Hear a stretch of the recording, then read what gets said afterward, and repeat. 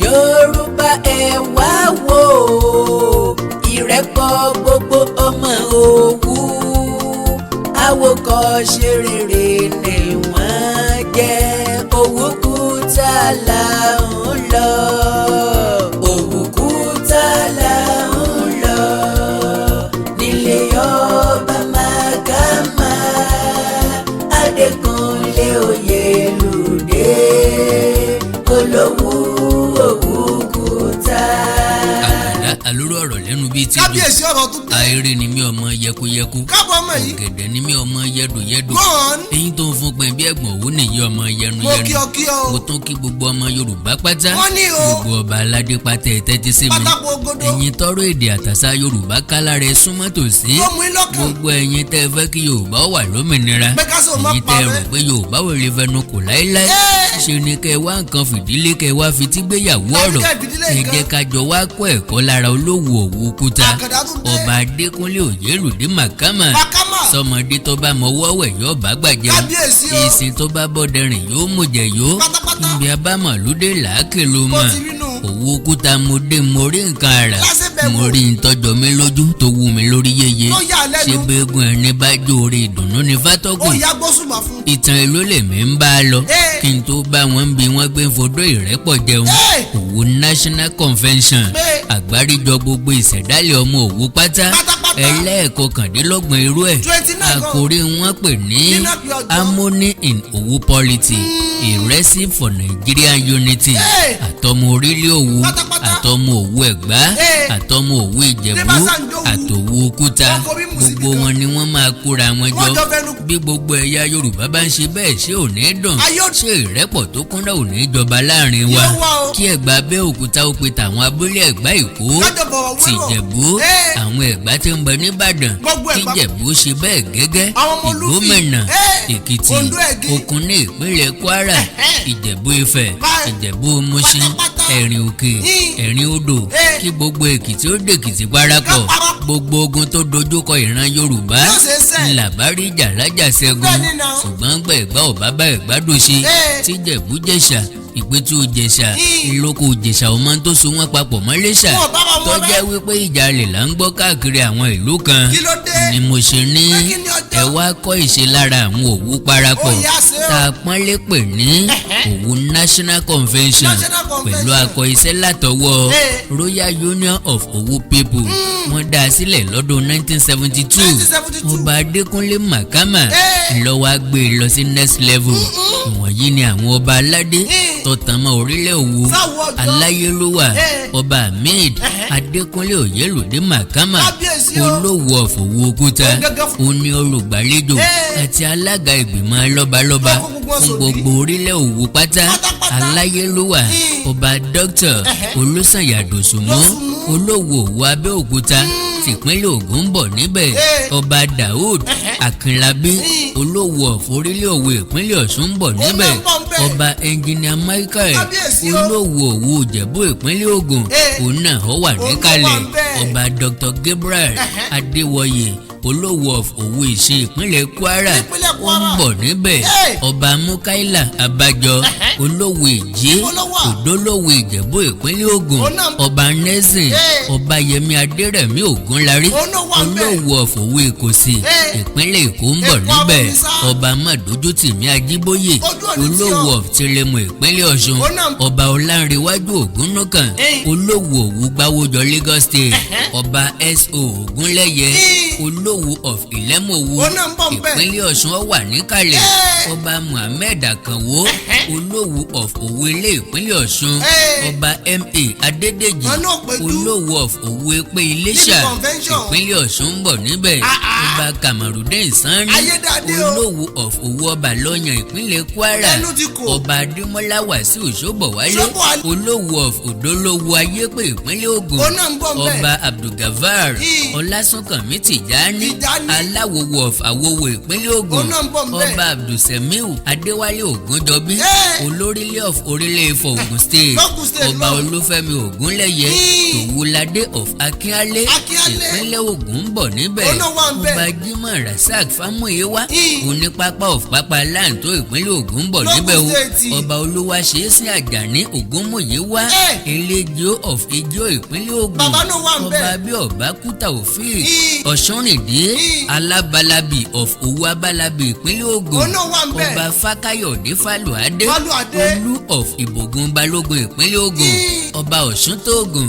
Babátúndé Emmanuel oníwàásìmí of Wàásìmí ìpínlẹ̀ Ògùn ọba Wàsíù Adélékè Àrẹ̀múkọ́lé Oṣó Olú of Abúlé Òwò ọba Olúfẹ́mi Ṣódàìndé Olú of Ìjú Gbálẹ̀fà ọba Olújídé Akínyẹmí Onífọ̀ of Ifọ̀land ìpínlẹ̀ Ògùn ọba Ọ̀ṣungboyè Tajudeen Olú of Ìbògùn Ọ̀ṣungboyè ìpínlẹ̀ Ògùn ọba Àlàó Tẹ̀pẹ́dé Oníkókà of Kókà ìpínlẹ̀ Ògùn ọba Yunus Akínmádé Olú of Onígbẹ̀dù ìpínlẹ̀ Ògùn ọba Sunday Adébáyọ̀ Olú of Ìbògùn Ọláògùn ìpínlẹ̀ Ògùn ọba Olúwàgbémilékè Àlàdé Babájídé Alárígbájú of Arígbájú Ewékoro ìpínlẹ̀ Ògùn Olóyè Olúṣẹ́gun Òkìkí Ọlárẹ̀mú Ọbásanjọ́ GCFR Ògbógbòǹdù Ẹbọra Òwu Àńlógbò Àtù Balógun Òwu ní olùgbàlejò àgbà General Ẹkúndayọ̀ Ọ̀pálẹ̀yẹ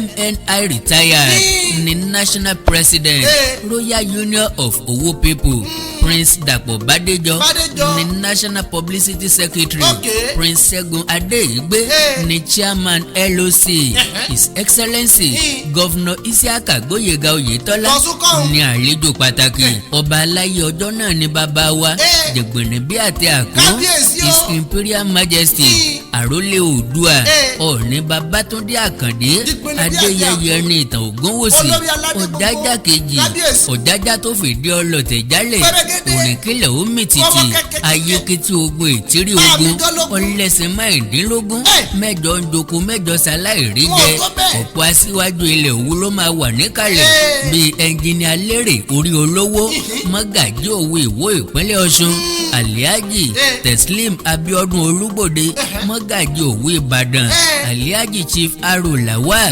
Mọ́gàjí Òwu Ìbàdàn Alhaji Chief Taiwo Ọláoyè Baálẹ̀ Ìsábìyé Òwu Ìbàdàn Ẹ̀dà Chief C.A. Sanyaolu Mọ́gàjí Òwu Mọ̀ṣẹ́ ìpínlẹ̀ Èkó Adéníjì Sọ́líù Mọ́gàjí Òwu Ọdẹ Òmu ìpínlẹ̀ Ọ̀ṣun Alhaji Abbas Àyìndé Bello Mọ́gàjí Òwu Igbótẹ́lẹ̀ ìpínlẹ̀ Kwara Chief S.A. Mayegun Mọ́gàjí Òwu Ìjẹ̀bú Igbó High Chief Àyìndé Jacob Ọláwálé Mọ́gàjí Òwu Igbóoyè ìpínlẹ̀ Èkó Baálẹ̀ Dr. Johnson Adéyínká Ìdòwú Mọ́gàjí Òwu Gbọ̀ngán ìpínlẹ̀ Ọ̀ṣun Chief Elijah Ọláníyì Pópóọlá JP Olórí Òwu Ìjẹ̀rú Ògbómọ̀ṣọ́ Olóyè Jẹ́jẹ́ Olówu Olówu Olórí Òwu Òkéyá Ìpó ìpínlẹ̀ Kwara Chief Akínọlá S.A.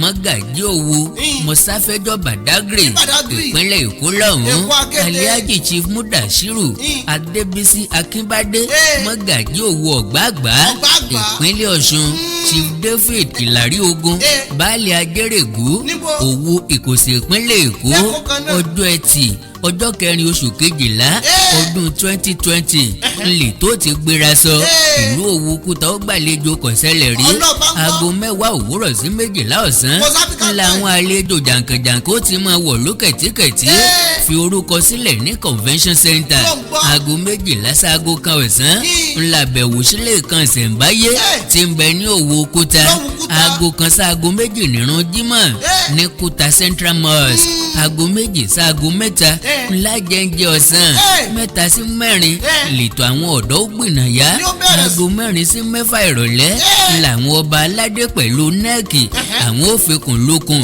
láti ṣe ìpàdé pàtàkì aago 6 ìrọ̀lẹ́ sí 7 àbọ̀ àṣálẹ́ ńlá jẹun alẹ́ aago 10 mọ́jú kẹlẹ́lẹ́ òun náà ní gala night tó bá wá di lọ́jọ́ sátidé gan aago 7 òwúrọ̀ sí 8 ńlóúnjẹ òwúrọ̀ 8 sí 10 òwúrọ̀ ní ìsìn ìdúpẹ́ máa wáyé ní St. Peter's Anglican Church tí ń bẹ lówó Òkúta aago 10 àbọ̀ sí 2 àbọ̀ ọ̀sán gan ní convention aago 2 àbọ̀ sí aago 3 ọ̀sán kù ìṣẹ́jú 15 ńlá ṣe ìbúra fáàrẹ ẹgbẹ́ àtàwọn olóyè ẹgbẹ́ Royal Union of Owu People tuntun 3 ọ̀sán kù ìṣẹ́jú 15 sí 3 ọ̀sán gẹ́rẹ́gẹ́ ńlá máa gé àkàrà òyìnbó ayẹyẹ láago 3 gẹ́rẹ́gẹ́ ńlá máa kíra wa pé ó dìgbò ṣe Àkàndá alóró ọ̀rọ̀ lẹ́nu bíi tejò Àjàó Àró Awíkóńkó asọ̀rọ̀ lójú ọlọ́rọ̀ kí ló special nípa Aláyélúwà ọba Adékúnlé Òyèlúdé Màkàmà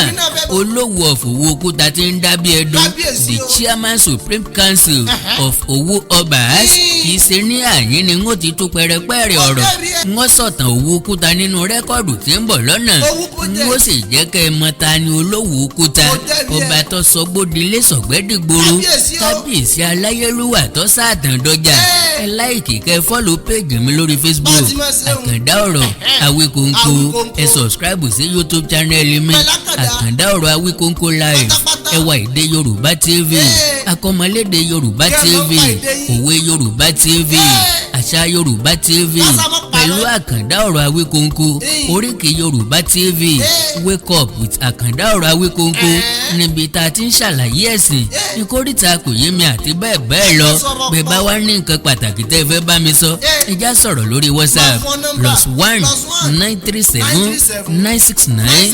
0257 +1 937 969 0257 orílẹ̀-èdè Yorùbá ò ní dàrú ìlú ẹnì kọ̀ọ̀kan wa yóò tòrò mẹ́nẹ́mẹ́nẹ́ àjùwà ṣe wò.